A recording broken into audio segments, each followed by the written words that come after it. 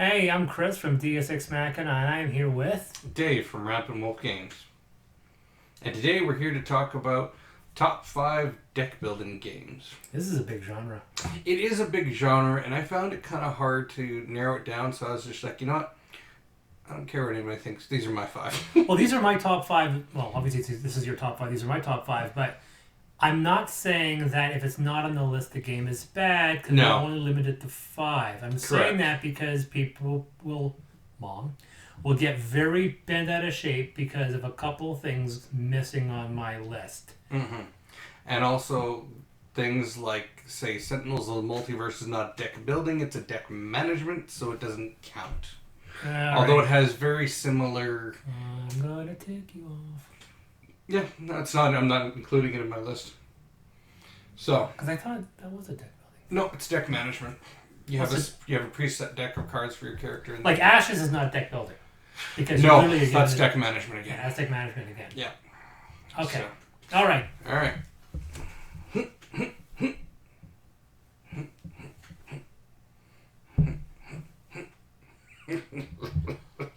Why? Aha! I cut paper. All right. This will happen for this. Just never mind. Okay. Yeah. This is just something that happens between us. Okay. My number 5 is the only one that breaks a little bit of the mold, and that's Mystic Vale. And the reason why Mystic Vale, for those people who understand Mystic Vale, the Mystic Vale is a card builder. It's a card crafting, not card drafting. Well, no, definitely not card drafting. You have a preset deck, but you are building that deck. Now, the shtick with the shtick with that game is that you are building the individual cards within that deck.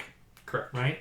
So, now the funny thing is that in a game like Ascension or Star Frontier, Star Realms, you start off with 11 cards. And if you play your cards right, you may still have only 12 or 13 cards. You're not building a deck. Mm-hmm. I played games of Ascension where the number of cards in my deck was exactly the same cards when I began because I was able to shred off all the old ones. Mm-hmm. So you're not about building a big deck. It's about changing the composition of that deck. And that's exactly what this game is. But instead of just buying cards and adding it to your deck and then hopefully getting rid of the bad cards, you have 20 fixed cards, 20 or so, 20 or 30 fixed cards, and then you slip little cards in these little large plastic ones so that they do more things than normal. And I think that is still within that definition of a deck builder, and I consider it one of the best out-of-the-box thinking when you break completely out of the mold of deck building. And I know that they have another game. What's it called? It's called Age of Darkness. Yeah. Right? Edge of Darkness. You knew exactly what I'm talking about. Because Edge of Darkness takes the basic mechanics of Mystic Vale and makes it better. And once he makes it better, puts a gigantic framework of another game on top of it. Yeah, I didn't back, and maybe I think I should have. Yeah, it's coming because I did back it. I didn't include Mystic Vale because it is one of 2 card crafting games. So I don't count it as a card drafting. Well, don't confuse deck building with card drafting. When someone says card drafting, I'm thinking of literally the deck building. Yeah. Sorry, yeah. But yeah, so that I think they actually have cornered a niche genre because it's a very unique. Yeah. I mean, if anybody tries to do something like that, it's just going to be like, oh, you're ripping off. Yeah, you're ripping off. And yeah, exactly. So, now, do I want to see them make more games with this kind of thing? Yes, because it's a good system. But yeah, absolutely. I love the system. It's not on the cheap side because you got to sleeve a lot of plastic. And it's a dangerous game in the sense if you live in any of the warmer areas of the world and you have it, like, say, in your car, you can actually warp your decks. It's dangerous. It is. Wow, man. They actually have like notices, and you can actually do a Google search, and you'll find people just crying about the fact that their Mystic Vale decks have all warped because they left them in their car and it was hot. What's your 5? All right, number 5 is oldie as far as I'm concerned. I think it was the Dominion Killer as far as I remember. What? And that was Ascension. Oh, I thought this would be much higher on your list. Nope. You're right. Yeah, I'm pretty sure it was the Dominion Killer, and it's But it also isn't something you really hear about much anymore. It's kind of gone quiet, but they still keep putting out more and more content for it. Because I mean, they're in their 5th year, I think it is, or 6th year. Really? Yeah, because my only issue with that series is just there's so much Ascension. Oh yeah, I have 4 of the collector edition, those tins right there. Yeah, and then I have. Which had a mirror, just mirror like yeah. Then I've got 2 more boxes of it because the wife loves it. So. Yeah, she loves it. Yeah, she loves to destroy people with Ascension. She's like, do you want to play Ascension? It's like, don't do it. She's the succubus. She is. She just you like, want to come play Ascension with me. Die. And she's like, all right. I like the game. I feel that I like the core of the game. I like some of the cards that got added in. I'm not a huge fan of the level of additional complexity that got added in with later ones. Yeah. Some of them got really... It becomes crazy random and things just go off. It's a game where you don't know where things are going to go. And no, it's you really crazy. don't. On the core set, there are strategies you can play off of. Yeah. Very reliable strategies. But I kind of like that, though, with the expansions, not knowing where it's going to go, because we played Dreamscape the other day, and a card I got, I had to reread the card several times because I'm just like, really? It allowed you to destroy every other player's constructs. All of them. And it's not like a one-shot, it keeps getting shuffled back into your deck, and it keeps coming back out. Wow. And I'm just like, oh my god, that is so overpowered because I decimated I finally won a game against her because she had all the constructs, and I'm just like, I definitely do heavy constructs, but that being said, the one card that I hated was a 10-point monster. It simply said, wipe out the entire pool, which means like the game ends now. Yeah. And I'm like, why? Like, yeah. Why do that? Like, why put that in the card? Why like, oh, if anyone gets that 10-point monster, that ends the game. Yep. Exactly. Yeah. So there are some of those ones, but some of those 10-point monsters are meant to be like the ultimate bad of the game. Like, yeah, they're a classic 7-point, 8-point monsters, but yeah, like, get them. What's the one from Core Ascension? What the heck is the name of it? I can't remember the name of it. I just know it's like a playoff of the devil. If I remember. Yeah. Is it Samhain? No, actually, there's a one lovingly. I know that it's supposed to be random, but have you ever played the digital version of Ascension? Mm-hmm. And if you play with certain expansions, which includes the 7 and 8 big bosses, for some reason the 7-point monster and the 8-point monster always seem to come out within 2 cards of each other. I've played thousands of games of Ascension online, and it's shocking by weird coincidence they're always within 2 cards of each other, which means they'll always end up on the flop at the same time. Which means it becomes a race. Whoever gets that 7 will get that 8 because that ability allows you to kill another monster. Yeah. So yeah, that's I got your number 5, Ascension. Now Ascension, I will admit, it's not on my list. It was probably 6 or 7. It just didn't make the cut. Yeah, it's the better, but I wouldn't call it the minion killer because although they're all deck builders, Dominion is a very different format. Ascension is the Star Realms killer. Yeah, and you know, the thing I don't like about Dominion is I remember playing a game with someone where he had a turn and basically he pyramided, like it was huge, the pyramid of cards that cooked off. And we sat there for 5 minutes while he played his turn because he just kept cooking off more and more cards, and it's just like that's one thing about Ascension. I played Ascension with a 100 limit just to see these big games, and thankfully if you play digitally, the rounds are a lot faster than if you were playing the cards manually. Yeah. And there have been situations where I've really put out 48 cards in one turn just because there's so much card drawing in Ascension. Yeah. So that's your number 5. Yeah, it is my number 5. My number 4 is, like I said, I'll say Ascension is a killer for Star Realms. It's better than Star Realms. I like Star Realms as thematically more, but I don't like its rules more. I prefer Ascension's rules to Star Realms' rules. Well, one's a two-player game that's been bloated into more than 2 players, and one was designed for more than 2 players. Yeah. So my number 4 is what I think is the Dominion killer, which is Xenoshift. Okay. Because Xenoshift is functionally identical to Dominion with one specific thing, other than the thematic shift to a sci-fi setting, is that it's cooperative instead of competitive. Yeah, and it's like super uber cooperative to the point where it's just like, you don't have a card here, let me give you a card. And you don't get that card back. There's Dreadmire and Onslaught. Mm-hmm. I don't know whether or not I like, because there are a couple added rules that Dreadmire, with weather. In. Well, there's the weather, but they also played around with the base soldiers. They flipped some of their abilities around. Yes, they did. Yeah. And they also gave you the ability to make the game a bit easier.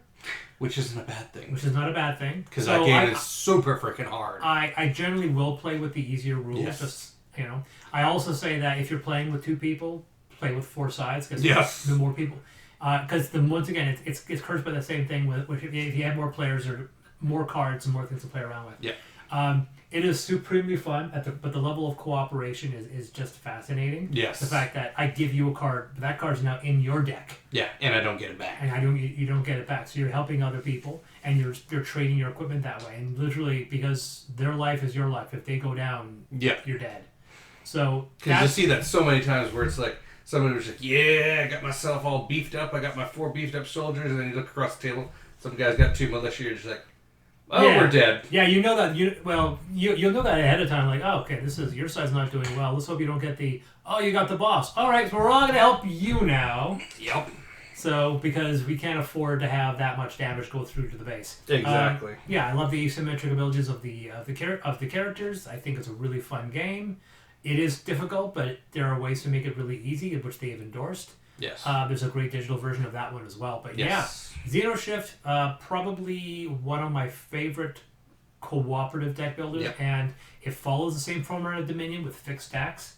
And absolutely love it. That is Xenoshift. Pick a one, Dreadmire or Onslaught. Yeah, I have to agree. And honestly, that one I felt like when I play that game, I just feel like I have a better experience. Everyone walks away from it just feeling better about it than if playing any other deck builders, because it is so cooperative. Because at the same time too, everyone is feeling every hit every other person is taking, because you're just like, oh. And when you win a round, and it is like victorious. If you manage to mitigate the enemy draw in the first round and you end the first round ahead, you're like, oh, we got this. Because if you end the first round and you took a real kicking, you're like, oh, this is going to be a grind. And you start that first round, we survived, this is good.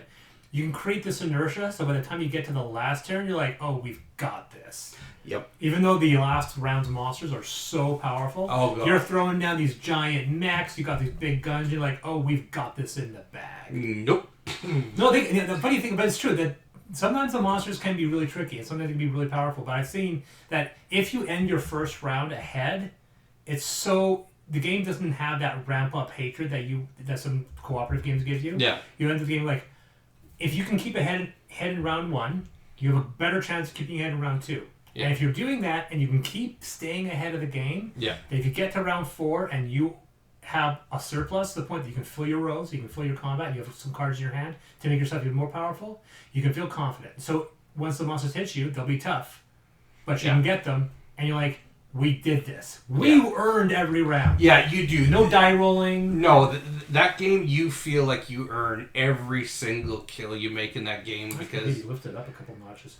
Yeah, it is an amazing game for the simple fact of it does fall into that trope. So now the bet is which number is Xenoshift on Dave's list? 4, 3, 2, or 1. It falls into that trope of the game that's hard for the sake of being hard, which we hate, but by the same token, you can win it, you just haven't. That's the thing I find with it, is like, I know I can win it, I just haven't got the right combination that being said, win it. I don't know how people play that game on its hardest difficulty. I have no idea. I don't know how people do it. I think they do that as like, look, this is your health, easy is 40, 30, 20, and it's like, we don't know how you do it, but here's the hardest difficulty for those people who are masochists. Yeah. Right? So that's my number 4 pick. All right. That is Xenoshift. So my number 4 pick is Xenoshift. I knew I was gonna make the bet that's like, this is your number 4, isn't it? Because you're like, he's gonna take the rant now so we can get it over with. And so that's pretty much it. So we'll throw it back over to you for 3. Yeah, before Xenoshift is a great game. It's too bad there hasn't been a lot of attention. No. Because it was the first one, Onslaught, which is what I owned. You own them both? I own both, yeah. Onslaught and Dreadmire, yeah. I actually haven't played Dreadmire. I know what they do with Dreadmire, and I saw the altered rules, and I incorporated those altered rules into Onslaught.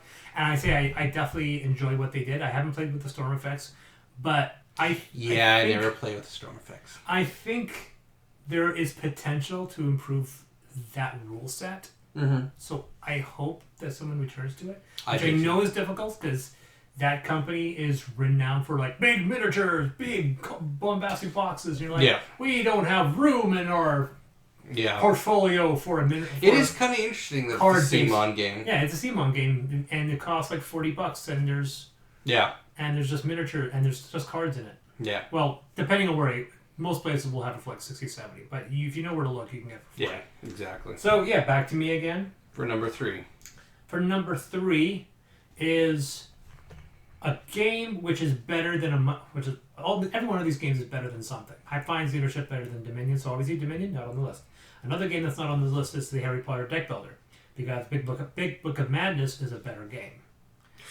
Harry Potter is a fantastic IP, and I find the Harry Potter deck building game really, really fun. And I would put it probably 7 or 8, maybe 6. Okay, good. It was like that better not be your number 3, because good God. What, Harry Potter? Yeah. No, Harry Potter is not on this list because Harry Potter. I like the idea of Harry Potter. I like the idea of Harry Potter introducing you to mechanics. The movie one game is very basic. You burn through it, it's easy. But everyone becomes a cakewalk until you get to movie 4. But you never feel any different or more powerful. Every year I forgot all my stuff. I wish they had carried your abilities over. Because it makes no sense. Yeah, and in movie 4, then at movie 4 the characters change and you get a bit more powerful, and then you add more mechanics. And I liked it, but then they introduced that monster expansion, which ruined the game. Yeah. But Big Book of Madness is simpler, it's cheaper, it's a very similar idea. It's a very compact deck builder. Mm-hmm. It's small, it's magic based, it's thematically, it's very similar to Harry Potter. It's not easy at all, but I enjoy the heck out of it. It's a deck builder, but the decks are very tiny because it uses mini cards. Mm-hmm. I love the effect of opening your spellbook and not knowing what's going to hit you. It's a nice compact book. It's super fun. It's cooperative again. There's a running little theme here. But I've got nothing else to say. It's Big Book of Madness. You own it. You're the one who was... Yeah, I don't know if it got culled recently. Or not. Maybe I told you about it and you didn't know about it. No, I haven't. I think it got culled recently. Well, that's surprising. I will say that, like I said, it's a good game. 4-player game? Yeah. Yeah. And it should be right about there. So it got culled. Yeah. Yeah, it got culled. Too bad. Like I said, I find the game really enjoyable. I think if you want to, if you like Harry Potter, then get the Harry Potter game. But no, even if you like Harry Potter, don't get the Harry Potter game. I think the Harry Potter deck building game is probably, unfortunately, the only good Harry Potter game on the market. But even then, it's just... And you can get it, and because it's being mass-produced by that company, you can get it for like $45. It's super cheap. Yeah. Big Book of Madness, however, is just mechanically better. Yeah. So that's my number 3 pick, Big Book of Madness. Fair enough. My number 3 pick is Legendary Encounters. Now, I say Legendary Encounters because really you can go with Legendary Encounters Aliens, Legendary Encounters Predator, Legendary Encounters Firefly, Legendary Encounters Showdown in Little Tokyo. The only caveat... Big Trouble in Little Tokyo. Showdown in Little Tokyo? Like... Wow, one's a really big. Well, like they made a Legendary Encounters game from a really obscure Dolph Lundgren Brandon Lee movie. Yeah, I'm thinking I gotta buy this right now. They are doing deep cuts on that. The only problem I have with the Legendary Encounters games, and this is. So obviously, Legendary is not going to be on your list because Legendary is not the same game. Legendary versus Legendary Encounters is not the same game. And I'll tell you why. Yes, I know, but I'm saying that you have often said, and I will agree with you, that Legendary Encounters is a better game than Legendary, which is the reason why Legendary won't be on your list now. Correct. And that is because Legendary is not cooperative. It may say it is, but it's not. It can be. You can ignore the points, so the people you... Yeah, but it's... Will Wheaton did that. He's like, we're ignoring... Yeah, but even then, it still just doesn't have the same feel. There's not as much cooperation. There's literally, like, because in encounters, there's literally cards that say cooperate. Yeah. So you can play them and it helps somebody else. There's no way you can you other than mutually wanting to kill creatures. There's nothing you can do to team up with another player. No, exactly, and that's why Legendary got culled. Really, you called it? Yeah, it's called. But Legendary encounters, any of them in the series, the only caveat. Oh, there's even there's actually even X-Files just recently, as well now has been added. The only caveat for this game that makes it suck a little bit is the artwork. Oh my god. Well, the Firefly one is bad. I didn't think the Alien was that bad. No, the Alien isn't that bad, but the artwork also for Big Trouble in Little Chinatown is bad. Big Trouble in Little China.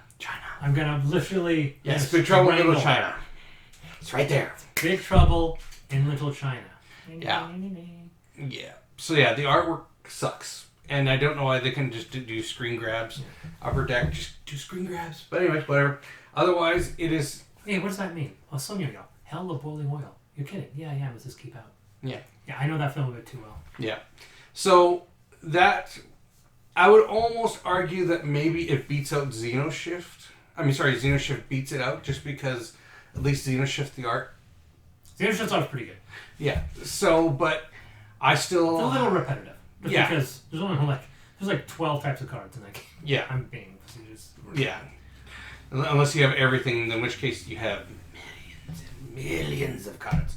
Because trust me, I have millions of cards. Now that I have both. But yeah, it is a great cooperative experience. If you had to then point out, though, if you had to pick one of those games, it would be Alien, wouldn't it?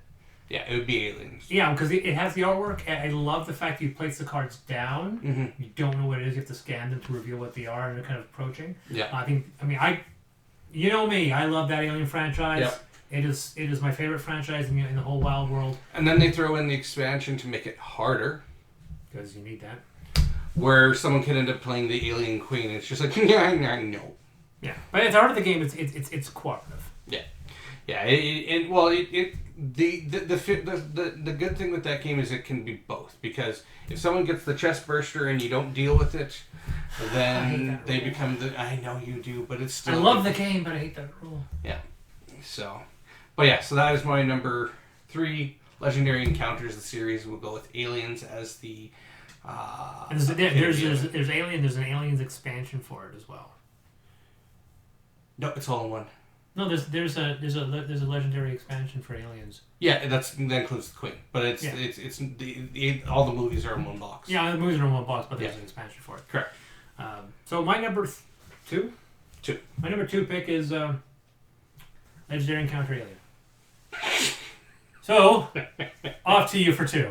Like I said, it's a good game. I mean, I have Legendary. Yeah. I love Legendary. The Legendary Alien is simply a better... I name-checked that one specifically. Yeah. So that is my favorite of those. I actually haven't played the other ones, but I have seen the artwork for Firefly, and it's awful. Yeah. I like the Alien, which is weird, too, because I own Legendary, and we haven't played enough to get a lot of mileage out of it, I haven't bit the bullet to buy Alien yet, even though it's a game I would rather play. Yeah. So it's one of those situations where I know if I get Legendary Encounter Alien, it will be the deck building cooperative game that I will always play, and then Marvel Legendary will never get played, and then it gets culled, which is exactly what happened. Problem is I don't want to cull it because my fiance won't let me cull things, so I don't want to get another reskinning game that's got better rules.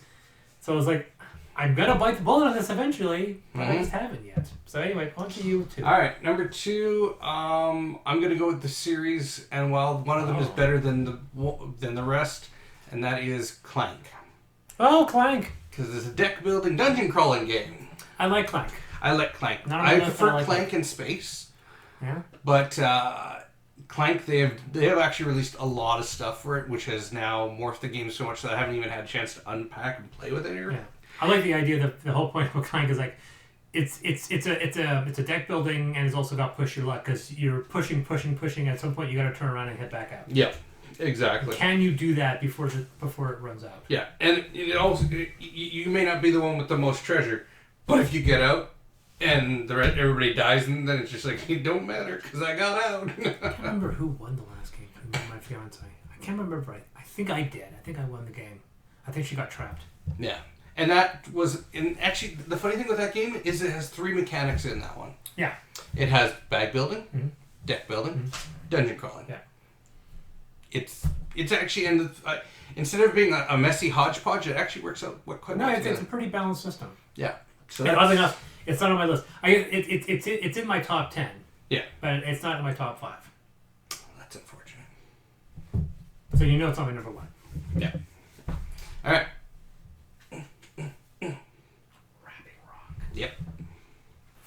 You're not going to expect my number 1. You're not going to expect it. It's going to come out for you from the side. Suddenly, there it is. My number 1 is not a game that a lot of people are going to think about. Probably not. Because it's not Ascension, it's not Star Realms, it's not Clank. It's a game that doesn't get a lot of attention, but I think it's probably the coolest deck builder that I've seen. Okay. It's Super Motherlode. No. You don't like it? Or you haven't played it? I haven't played it. So Super Motherlode combines that with Dig Dug. Ah. So you Oh yeah, I think you've told me about it. Yeah. You have this wonderful little board, and you have these tokens, and you are digging by placing down little tokens, and depending on the cards that you put down, you are digging, and as you cover up spaces, you pick up that treasure, and then you can spend that treasure to buy other cards, or you can get other abilities. And then everyone's just digging around together, and just digging around each other, and you're digging through other people's areas, and you're trying to, and then you keep on adding more boards as you dig further down, and get lower down, and you uncover alien artifacts and so forth.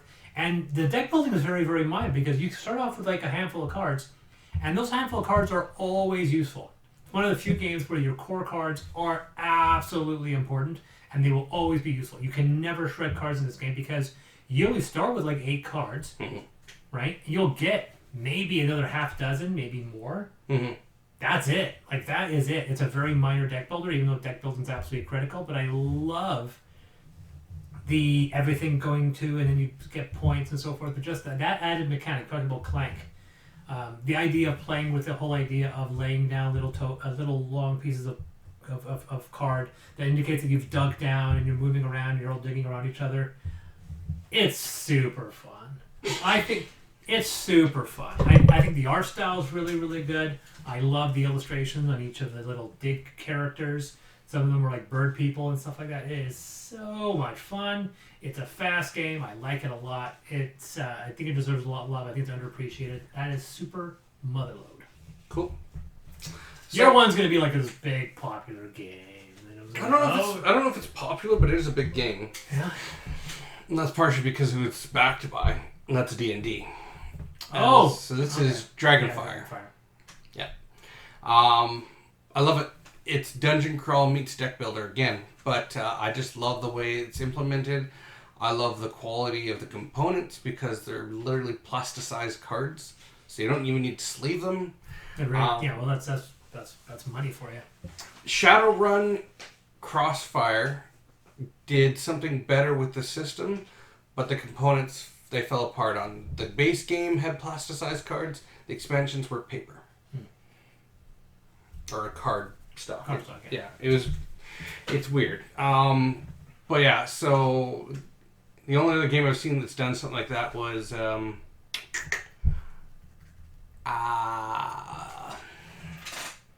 Tyrants of the Underdark.